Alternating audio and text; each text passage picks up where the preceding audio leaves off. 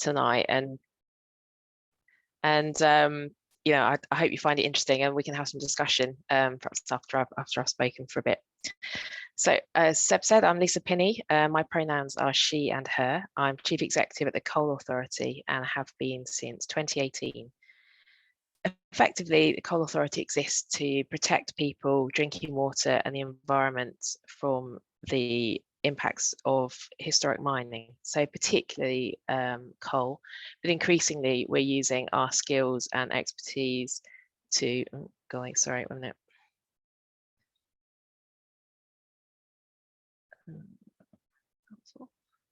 Give me a second. So effectively, we use our skills as also in other things, particularly increasingly in metal mining. So working with DEFRA and Scottish Government, Welsh Government, sort of more directly kind of around that. So let's get that back up.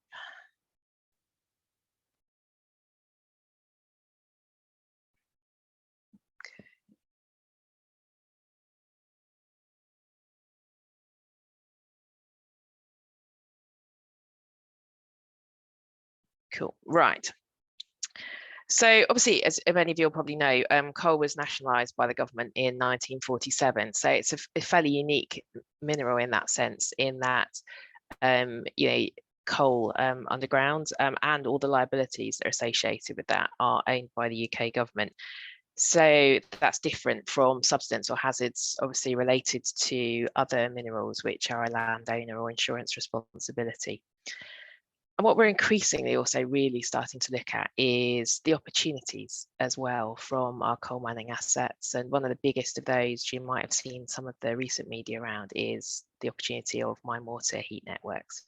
So I'll come to that a little bit later.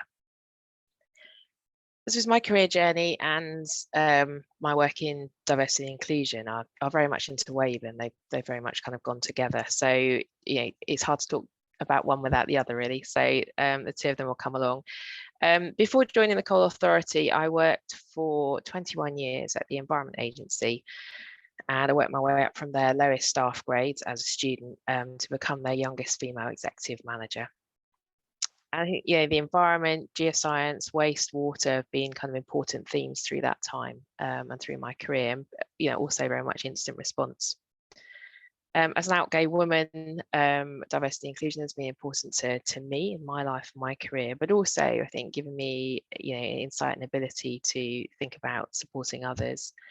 Outside of my kind of day jobs, if you like, I previously served 6 years on the board of Stonewall UK, and I'm currently chair of the Birmingham Black Country Wildlife Trust, and I'm on the diversity scrutiny panel for Stafford Prison. I think all of this has contributed to my career, and certainly to who I am. I'm lucky in that, you know, over that time, there are rarely 2 days alike. I get to work with incredible values-led people who are committed to making a difference, and that allows us to affect real change.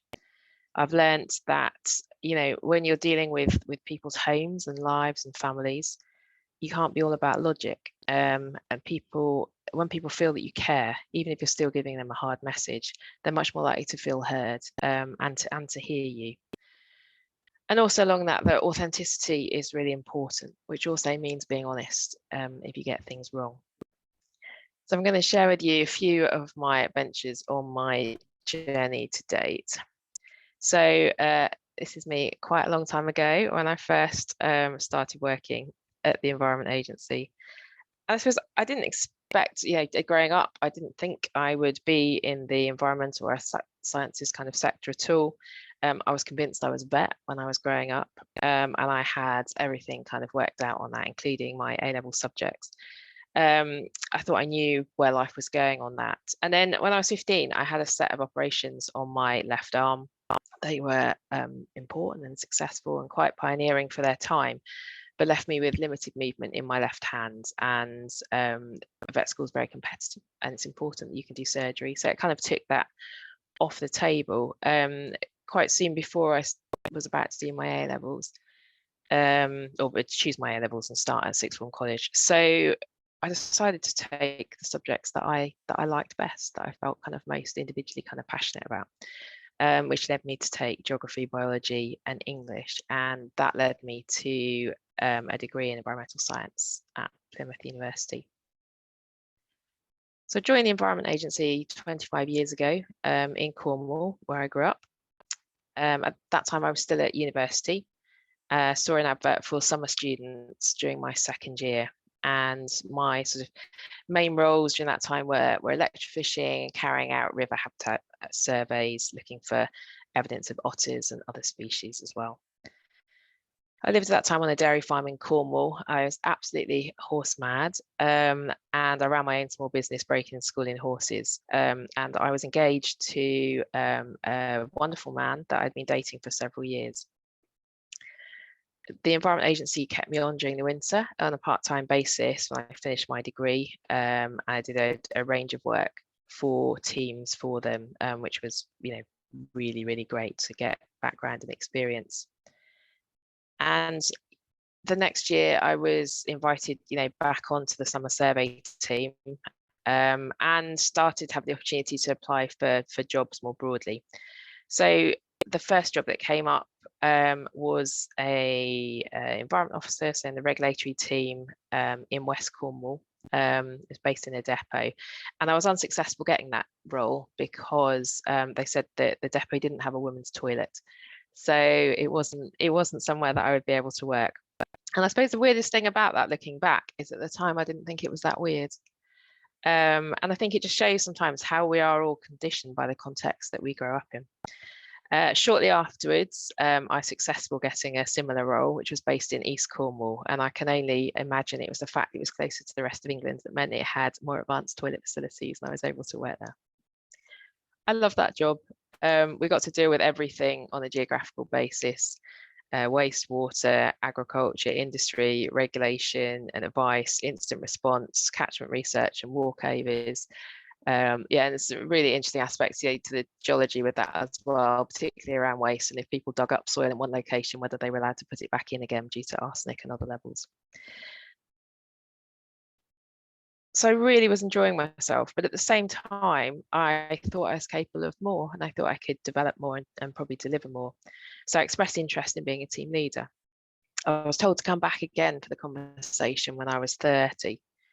I was 23 at the time, so that felt strange, and I was just considering what to do about it. Then foot and mouth happened in 2001. It was my first national scale incident, and it changed my life more than I could have imagined. It was extreme to work in. I was working on hot farms, contaminated farms, so I couldn't go home to my dairy farm. We were working all hours of the day or night, very much learning as we went, particularly in terms of different types of disposal and different locations that would be suitable for that. Whilst all that was going on, I also met the woman and army officer who had become my first wife. And once the incident was over, that led to a number of changes in my life. In all of that, I needed work to be my safe space, but it didn't quite work out like that. So here's me coming out, and I knew it would be a bit of a shock because, to be honest, it was a bit of a shock for me too, and certainly not something that I had envisaged up to that point. My colleagues were generally fine, a bit surprised, but very much there for me. But my line manager was another story. I started being left out of key meetings and cases that I'd been leading, and I was given much more menial tasks, things that kept me in the office. He was heard to say that he was embarrassed by me. At my interim performance review, I was told I'd gone from being a grade A performer to a grade D failing performer. And when I asked why, he said he didn't want to talk about it. He wouldn't let me take any time off to move house or deal with the family issues associated with coming out or get any support. And he told me that the problem was of my own making. I still passionately believed in the organisation and the work that I did, but I couldn't go on being treated like a second-class citizen. It was destroying my confidence, and it was upsetting my colleagues as well. So I started looking for other roles, both inside and outside the Environment Agency, and thankfully I secured a promotion to a team in another region. My new manager was really supportive, and my commitment to the organisation grew again. But I couldn't help wondering if it was happening to other people. And suddenly people started coming to me because I was talking about my experience, and they wanted to share their concerns and their stories. And I realised how many people had left rather than stay and come out. I also became aware of some, really great and well-meaning managers and colleagues who just didn't have any confidence to discuss lesbian, gay, bisexual, transgender matters, or to know how to react if somebody came out to them. So I share a few real experiences I've had. Having a conversation with a colleague manager using the terms she, my girlfriend, using her name, etc. And the colleague replying throughout the conversation, he, your husband, things like that. Speaking to a really lovely director who mentioned my husband, and I said, actually, it's my girlfriend. He then apologized solidly for about 5 minutes until I stopped him and said, it's fine, thank you. And it wasn't awkward, but it probably is now, so let's move on. And another time, a senior manager, he mentioned my husband, and I said, actually, it's my girlfriend. And he kind of did that, and he banged his head so hard on the wall. I thought we'd have to log a health and safety incident. And kind of other unintentional but derogatory office banter just affects how safe you feel. Various it's so gay comments and many others. One that's particularly stuck in my head was when a facilities manager walked onto our floor and said, I hear you soft puffs are complaining about the cold up here. And I stood up and said, actually the tough dyke in the corner thinks it's pretty cold. Now, can we go outside and have a word about your language, please? And what was clear was that the organisation was losing great people. And there was a real tension between being a values-led, environment-facing organisation and how we were treating our people. And that was limiting the ability to deliver. So I started asking awkward questions. For example, am I entitled to paternity leave if my partner has a baby? A month later, my HR business partner reappeared and said, probably, we think so, but we're not really sure. So along with a few fantastic others, a business case and some help and advice from Stonewall, we formed our LGBT network and an action plan of things we felt needed to be different. At the start, lots of people challenged us on whether there was really a problem. We were all very nice, and we didn't really talk about uncomfortable things, and people didn't really take grievances. In the first year after launching the network, we were inundated by people who'd experienced problems, who didn't feel safe to be out, or who needed support. And this included straight colleagues, managers, and those with gay family as well. And as well as helping to solve the problems, what we did was use those kind of stories and evidence to work with the business to help our leaders understand and to bring about real change. Here's a few examples of some of the things over the first 10 years of that.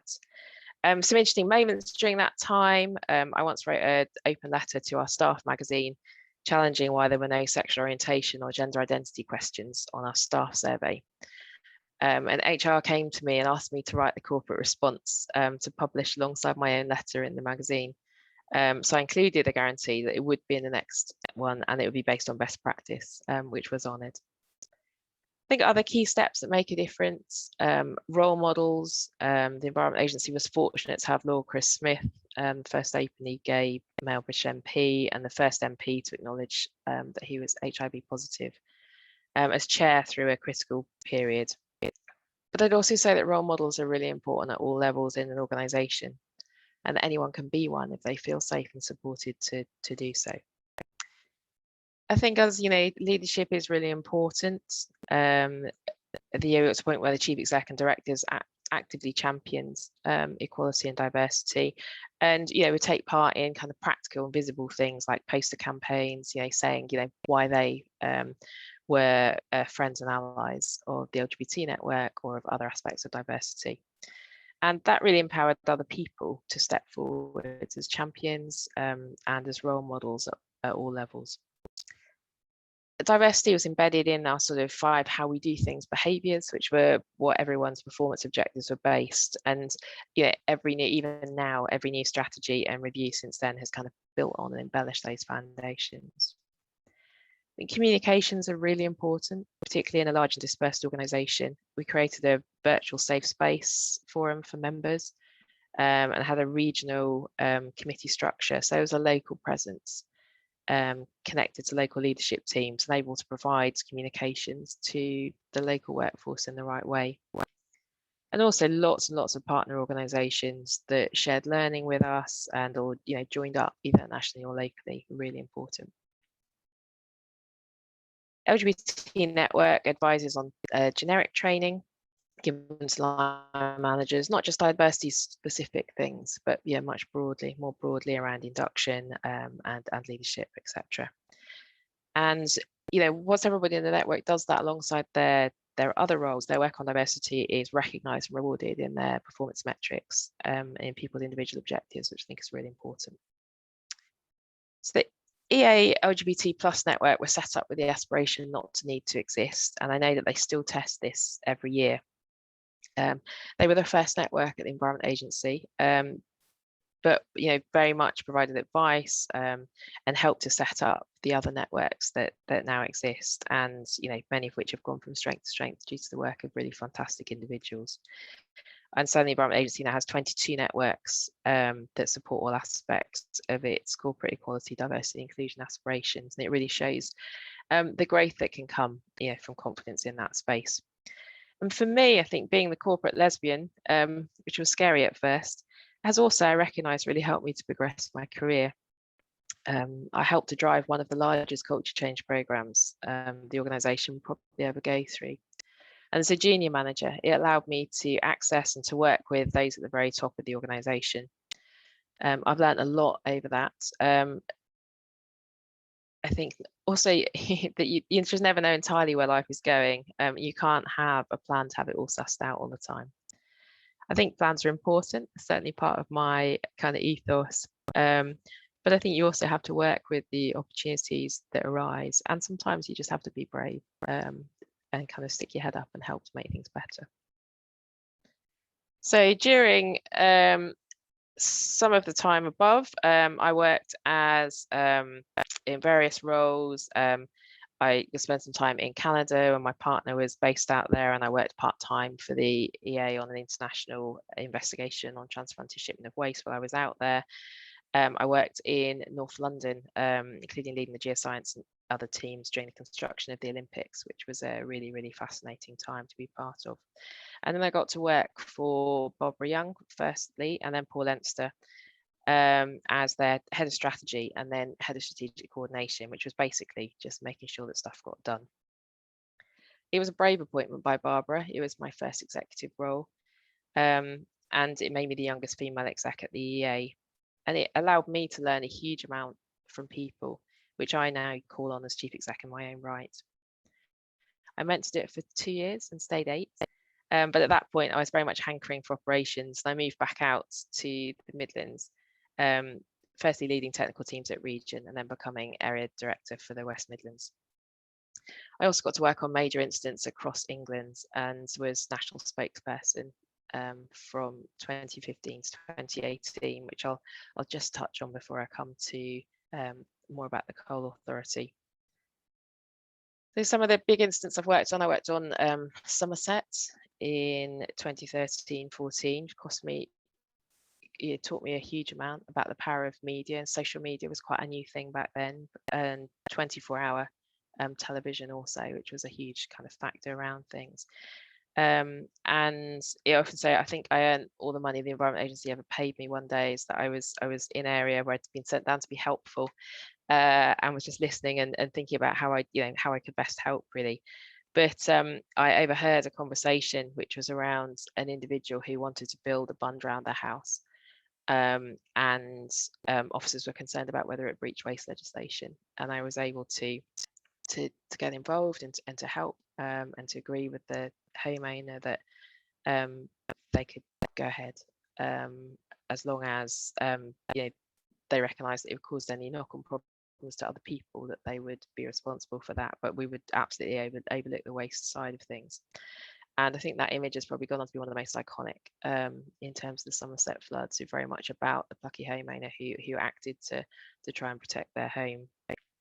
I got to sit in conversations about all sorts of options, where absolutely nothing was off the table, from using fighter jets to bomb a part of the sea to try and let more water out. Although it would also have let more water in, of course. And it was a really surreal time in terms of people genuinely looking at absolutely anything that could be done to try and make a difference and move things forward.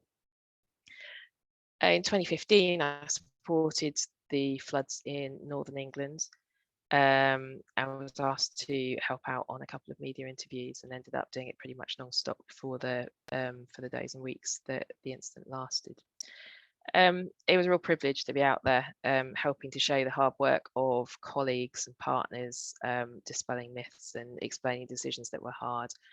I also did a similar role in the East Coast surge in 2017, which is where you see some of the Clacton photos there as well. So I learned that the press office thought that the wetter I was, the better people liked me. It was a big piece of learning.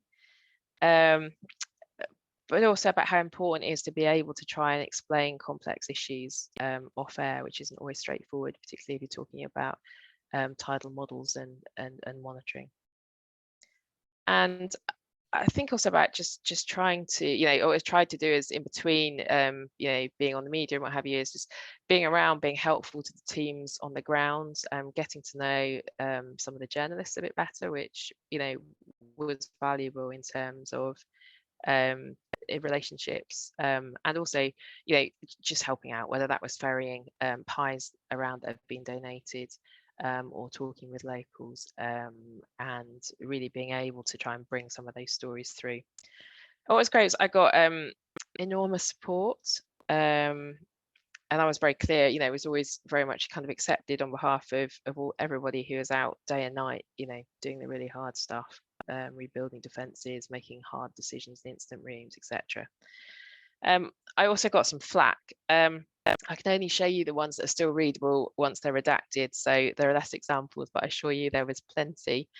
And there were also a small number of really quite unpleasant messages from a group of people who were very unhappy about a lesbian being a national spokesperson for such an event and getting so much kind of airtime.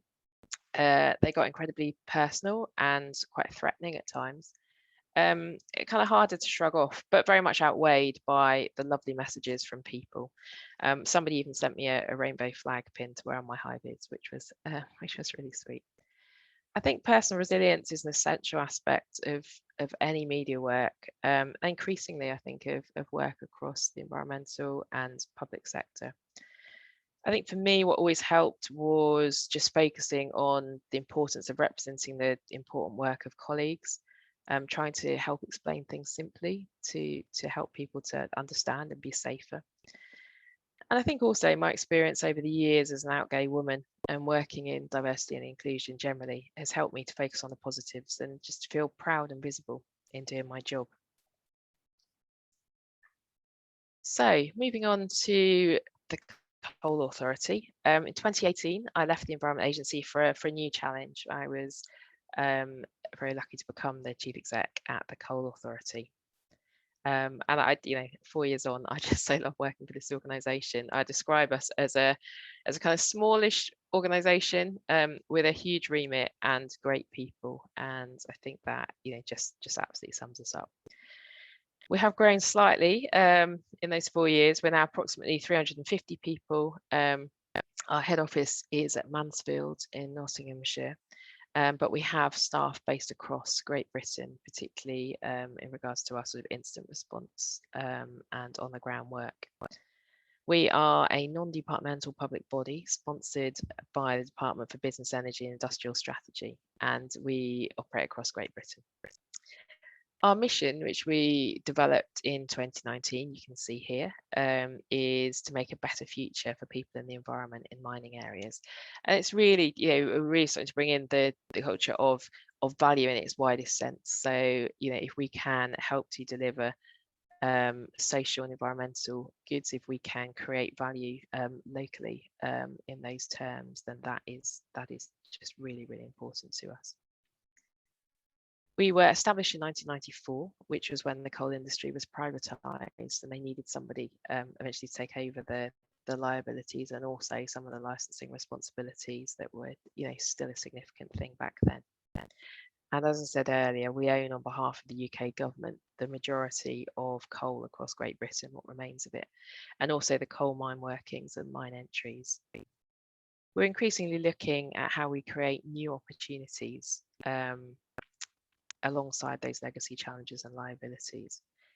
And we really, although we are very much sponsored by the UK government, working across the three nations, we really do work closely with Welsh and Scottish government, and see ourselves as a delivery body for them in those nations.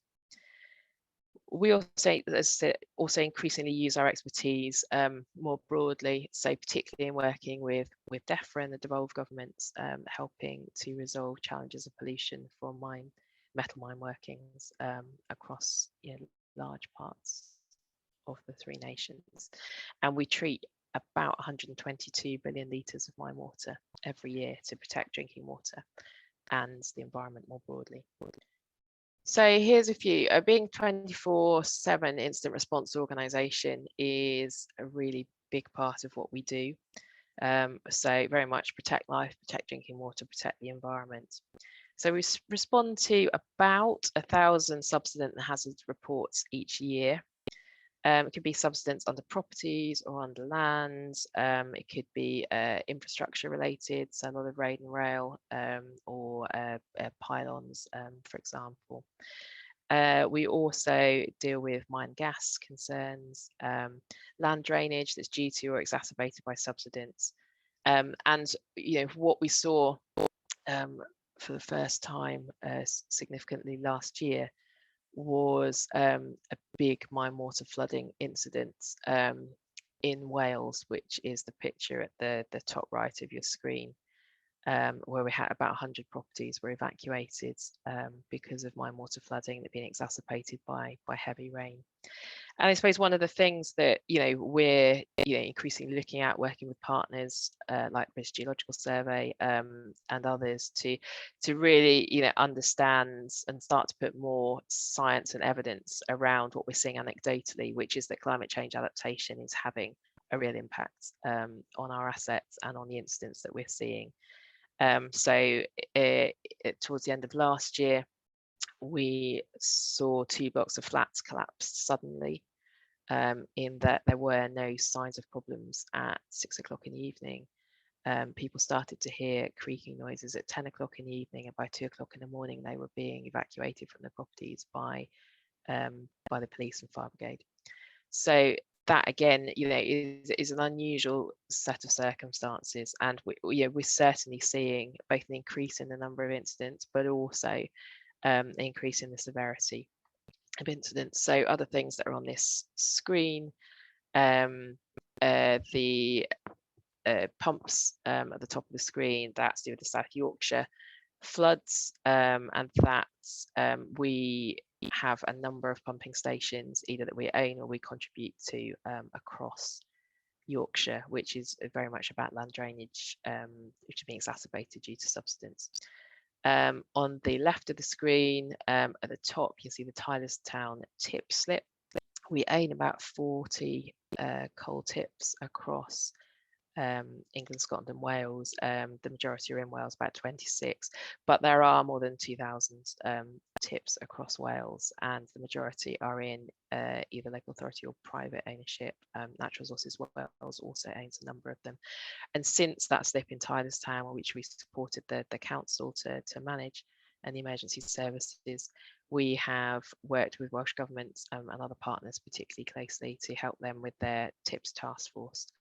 And the Law Commission have recently just written a report for the Welsh Government, which is around what future legislation and practices should be in place to support that. And then bottom left is fairly standard for us, kind of single house or a couple of houses affected by subsidence. Where we can, we repair always.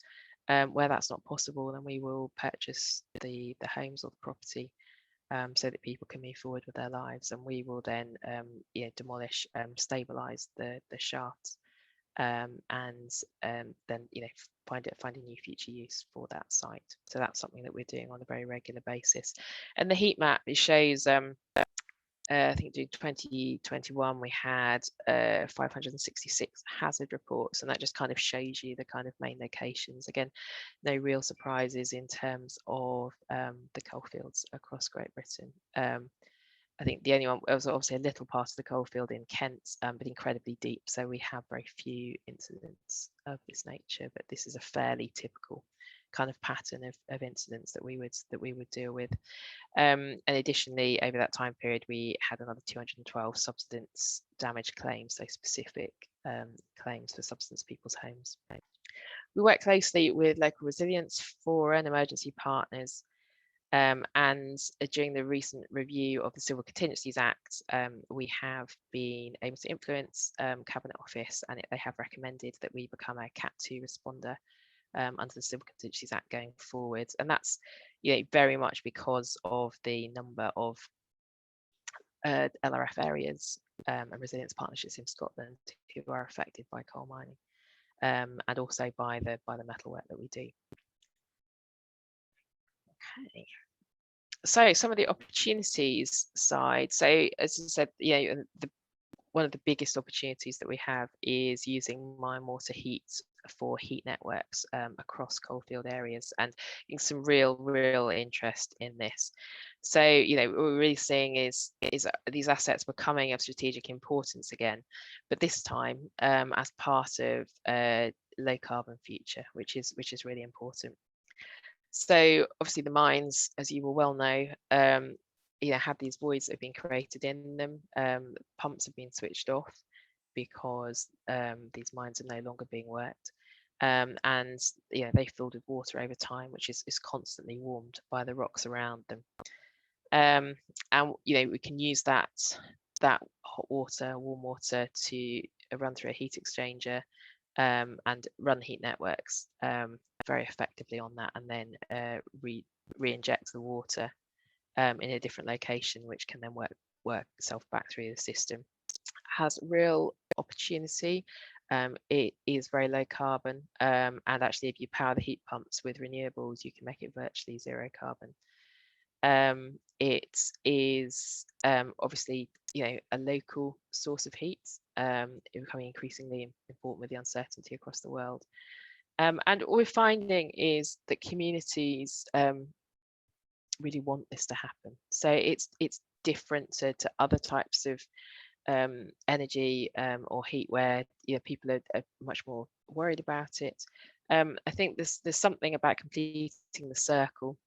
For me, coal mining is so important to the history of Great Britain. It absolutely powered the Industrial Revolution. So much of who we are and how we've developed is because of coal mining. And with the shutdown of that industry, and what we now know about climate change, I think for a lot of that, we've seen communities lose their identity. We've seen people become almost as though coal mining has been something to be ashamed of, despite that sort of historic nature. And actually the idea now that those old mines could be used to actually be part of a low carbon future, be part of the answer, is something that we see people get very excited about. And both at community and local politician level, for example, we've got real interest and a number of schemes which are now coming forwards. And a couple of those that you might have seen in terms of some of the coverage. We've been on Countryfile and the One Show and other bits and pieces, as well as various other kind of local news things. These schemes are generally the ones that get talked about the most. So the Gateshead mine energy scheme will come online. It will be heating homes this summer. It is virtually completed now. Fantastic scheme. Heat about 1,250 homes and other properties in the area, and is also joining onto a wider existing heat network scheme in Gateshead. So a really important scheme there. CM Garden Village is the one we've been working on for some time. It's had the development itself. It's a big new housing development, has had some delays through COVID, etc. But actually this is a scheme where we have a mine water treatment scheme very close by.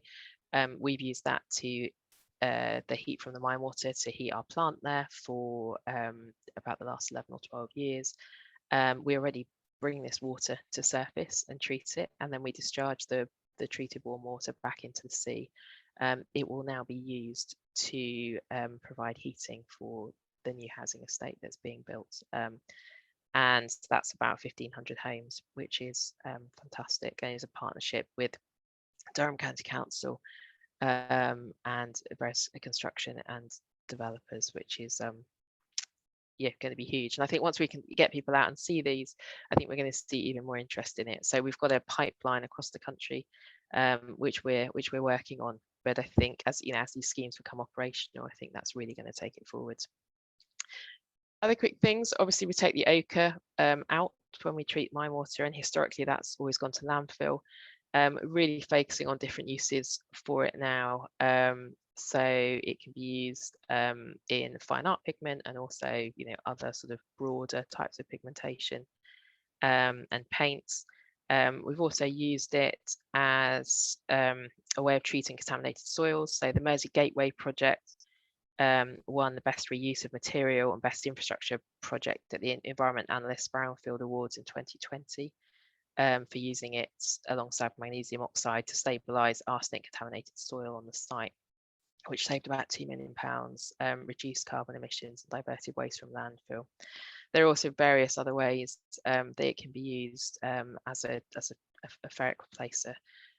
So it's we are determined to get to a point where all of it can stay out of landfill, and that's something that we are very, very focused on. We're also looking at how we can use mine water more effectively in catchments, particularly to help with water scarcity in drought years and with impacts of climate change. So we're really trying to think as holistically as possible as to, at a catchment level, how can we be as helpful for the environment and for climate change options, and to keep things away from waste as much as possible. Underpinning all the work we do is information. If you're ever in Mansfield, do come and visit. We have fantastic mining archive. All of the maps are kept there, which have been there since the legislation was brought in the 1870s, but actually a lot of the maps are older than that. They're absolutely fantastic. It gives me goosebumps every time I go in there. We've also got things like surveyors' notebooks, all of that history, and all of that, which obviously been digitized. It just underpins all of the work that we do all the time, and we're constantly working to think about how can we modernize that data further, how can we make it more useful to people in different ways. So that's a big area of our work. We work with UK Geospatial Commission and others around that. I think working with others, really important aspect across everything that we do, both through our instant response, but also in thinking about schemes, in thinking about how land can be used that we've worked on and restored, working with developers and infrastructure companies to keep people safe, to help people make informed decisions is really important. And we always welcome opportunities to explore working with others. I just think that by sharing learning, thinking about problems together, we make better solutions. So I came to the Coal Authority at a time it wasn't very diverse or inclusive, but it was definitely on its journey. Obviously, in terms of coal mining itself, women were banned from working underground from 1842 until 1989. And that very much kind of pulled through because if you weren't able to go underground, you couldn't do a senior role. And so that led to the sector being very male in its leadership, and that pulled through into the Coal Authority. You can go several years through annual report and accounts, for example, before you move away from photos like this one on the right and start to see other people kind of coming into that room, and that has impact. So when I joined, and when we just after that, when we first reported our first pay gap, gender pay gap, we had a mean of 22% and a median of 31.5%. We are reducing that. We're doing work year on year, and we reduced the mean now by nearly 2% and the median by more than 5%. But still much more to do in that. And how we both recruit more women into the organisation, particularly at senior levels, but also how we develop women and other talent through the organisation is a real area of focus. And I'm pleased to see that we are now starting to see that pipeline kind of moving through the quartiles, which is something we have continued focus on. And that focus also around encouraging more women into the sector, so how we can join up with other organisations We do work with local schools, how we encourage women and other underrepresented minorities to see STEM as a really positive career, and to see the range of things that they can do. So that's something we're really, really positive about. And I think all of our diversity and inclusion work at the Coal Authority is been very much part of a kind of wider people and wellbeing programme. We have a programme, a plan called Great Place to Work. And that's very much about, we recognise to solve these problems, the complicated problems that we have, that we see every day, that we will have in perpetuity. We need brilliant, talented people to come and work with us. And to do that, we need to be attractive, and we need to bring great people in, and we need to retain them. So we have to be an employer of choice. And I measure things in what I call a kind of bounce. I think, how bouncy is an organization? And I think that's one of the things over the last 4 years, we've really, really focused on, investing in our people, helping them to feel valued, really thinking about their well-being, particularly through the pandemic and other things that we've all lived through. And I would describe that as the organization has much more bounce than it did a few years ago.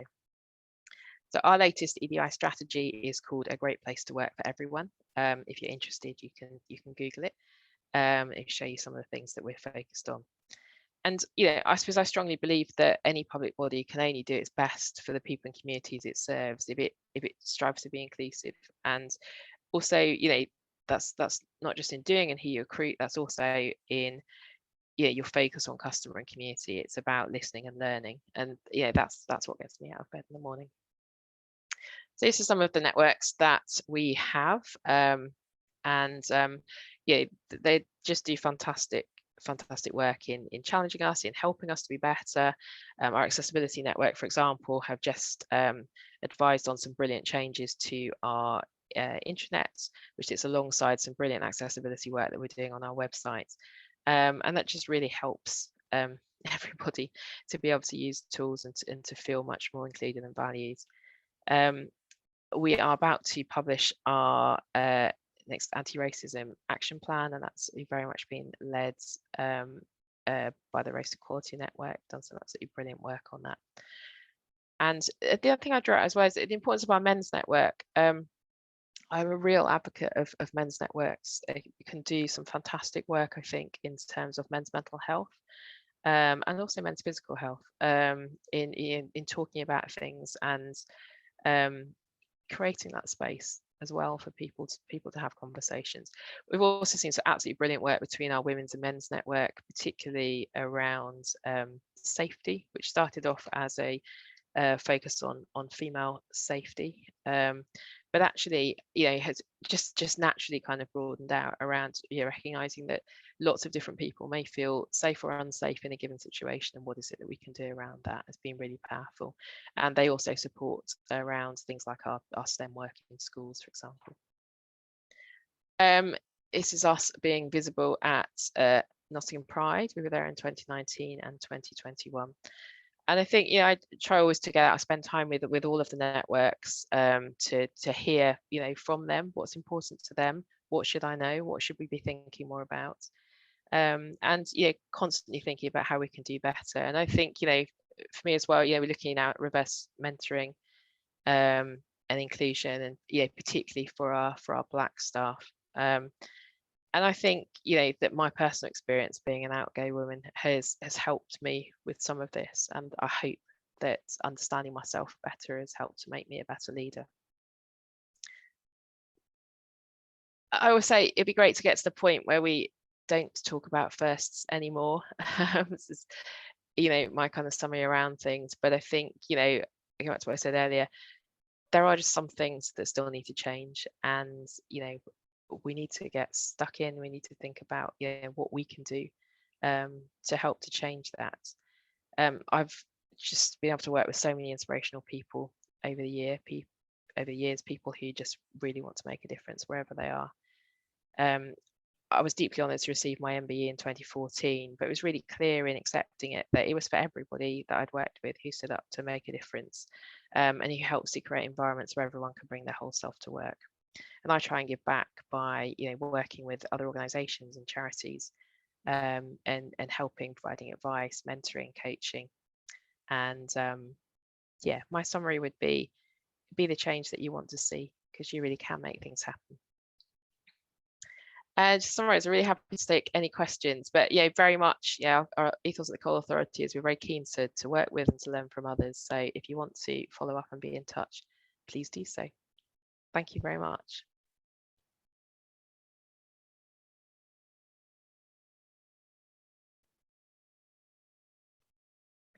Very happy to take questions.